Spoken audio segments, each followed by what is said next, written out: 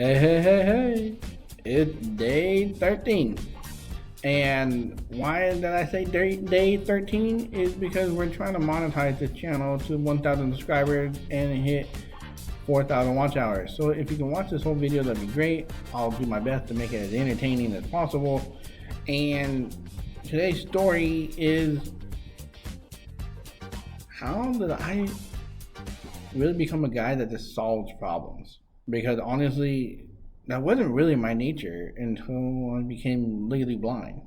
And so, you ready to come on this journey with me? Let's do this. It's said one of every 3 visually impaired individuals will be hit by a car. I've been hit by a car 3 times.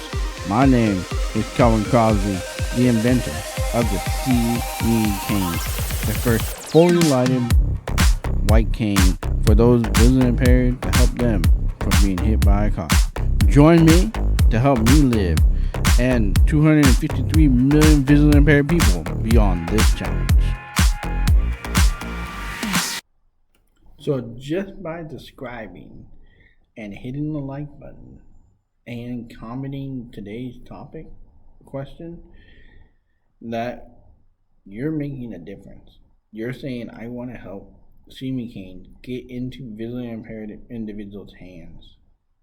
And this YouTube channel is designed to help me manufacture See-Me cane for me to give away to those that can't afford a $299 See-Me cane.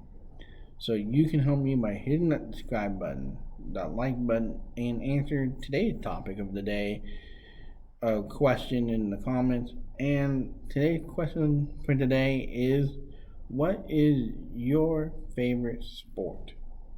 My favorite sport is soccer, and honestly, maybe I should do a story about why that is.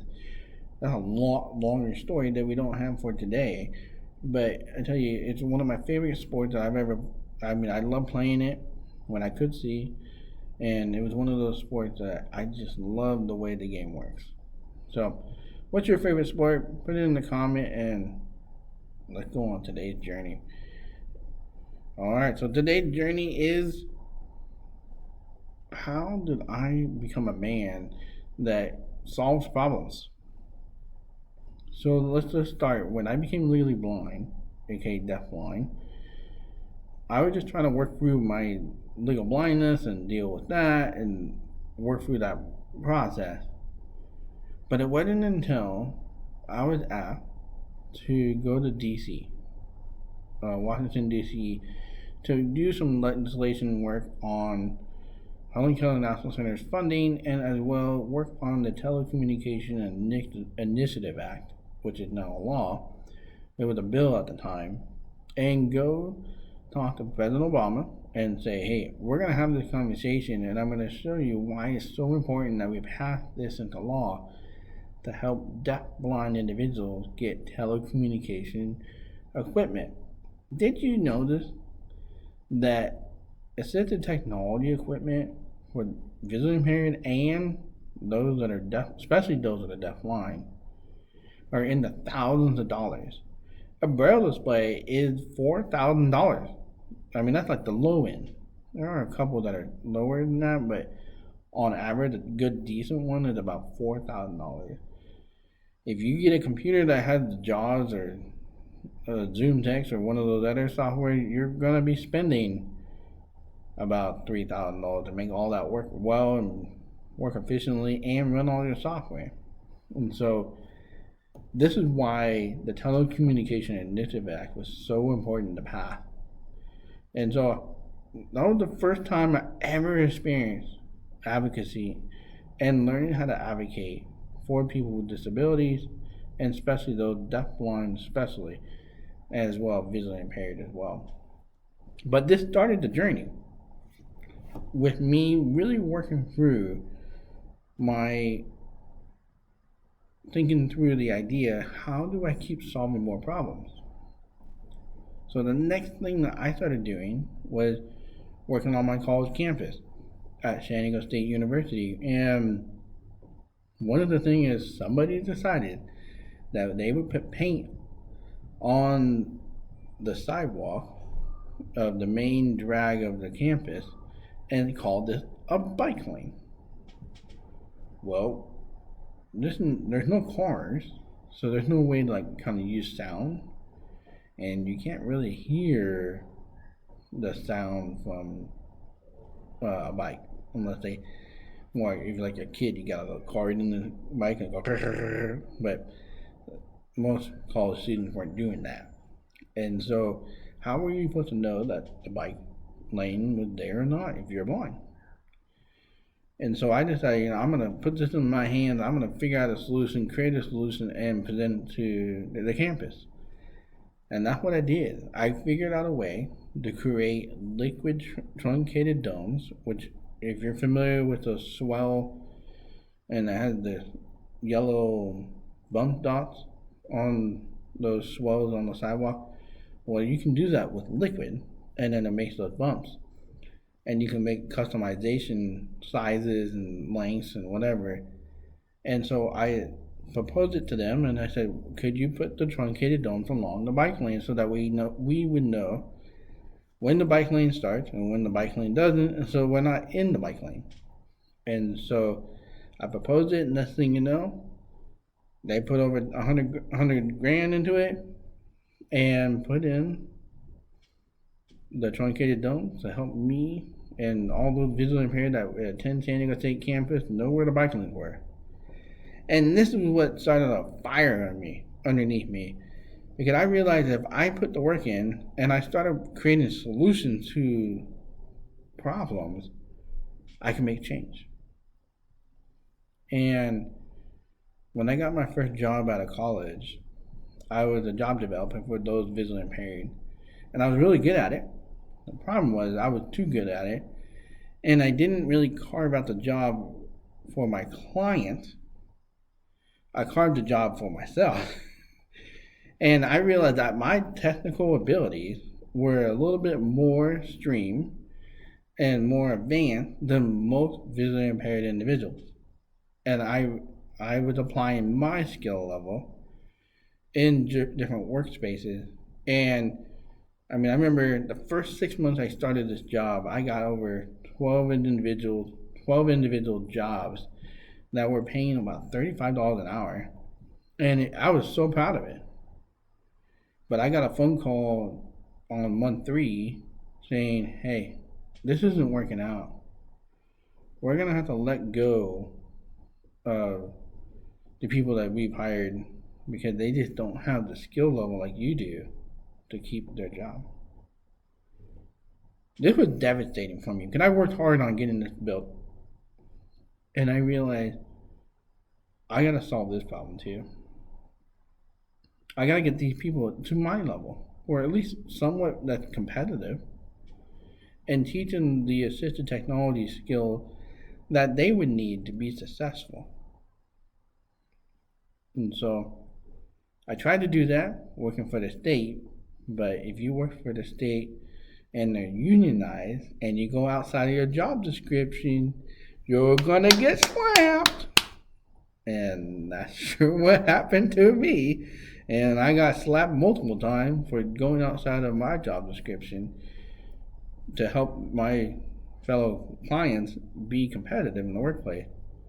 So I found a nonprofit that was willing to take on my curriculum that I created and build a program to help people be competitive in the workplace using assistive technology like JAWS, NVDA, VoiceOver, Zoom text, magnification, narrator, all that stuff. And so I found a company that's willing to do that, and they're a nonprofit, so we contracted with my old employer and built this program. And I started solving this problem and helped visually impaired people get jobs and successfully keep them because they got the skill level to be competitive. Which then led me to my next problem. And that was I had to keep making sure we made money for this assistive technology training program that I created. And I needed to make sure that we got paid and get my clients to the classroom. And So many of my clients were scared to come out of their home. They were scared navigating different environments and different things like that. And so I was like, I'm going to create a robot using brain technology, and it will talk to your cane, and it will guide you to wherever you want to go. I'm like, great, this is going to be perfect. Started this invention and worked it out, built it for about 2 years, and realized this could be a good solution. And so I left building the AT company that I built, and started building this robot. Shortly, about 6 months after I left, I had an employee that I hired get hit by a car. She was visually impaired, and it devastated me because she was on the verge of losing her job because she was in the hospital for, I think, for almost 3 months, and they had to go home and start healing, and she couldn't come back to work. Thankfully, she was able to keep her job, but now she's forever damaged because the amount of hits that she took from that car was, she was a tiny thing. And I was just like, I wish I could have solved that problem. Well, I decided to change my whole company and build a lighted blind cane called the See Me cane. See, this is why the See Me cane channel is here. It is to help visually impaired individuals to travel more independently and safely. For the first time ever, visually impaired individuals can have a defensive walking tool. And that is why it's so important that we build and get as many of these See Me canes out to those that needs a blind cane, or aka a white cane, and make sure that cost is not a factor for them to get one. And that's why this YouTube channel exists. Because why not have YouTube help pay for some of this by monetizing this YouTube channel and use all the proceeds from this and put it into the See Me Cane giveaway program for those that can't afford it. So hit that subscribe button, hit that like button, and help me live beyond the challenges, and put in the comment today your question. I forgot what the question of the day was.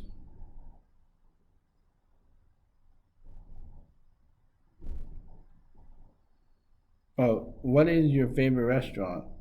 So today's question of the day, again, is what is your favorite restaurant? Put it in the description. And no, I already did that. Okay. Today's question of the day is, what is your favorite?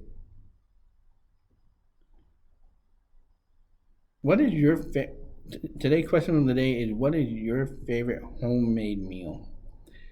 And I have to tell you, mine, oh my, it's a good one. It is chicken with a little bit of breaded chicken with Parmesan cheese with a little bit of red sauce, and kind of put all together with some noodles. And so it's chicken Parmesan, and I tell you, whew, my wife makes a mean one. And I tell you, I don't get to have it very often because there's a lot of work for her to do. But every time I have it, I'm in heaven. So what is your favorite homemade meal that you like to have? Put it in the comments down below. And like I always say, go live beyond your challenges, and I'll see you next time.